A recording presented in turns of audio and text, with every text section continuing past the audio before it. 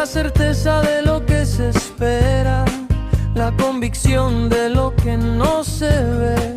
Una palabra con solo 2 letras, tan pequeña pero llena de poder. Sin fe no se puede agradar a Dios, tienes que tenerla en el corazón. También el justo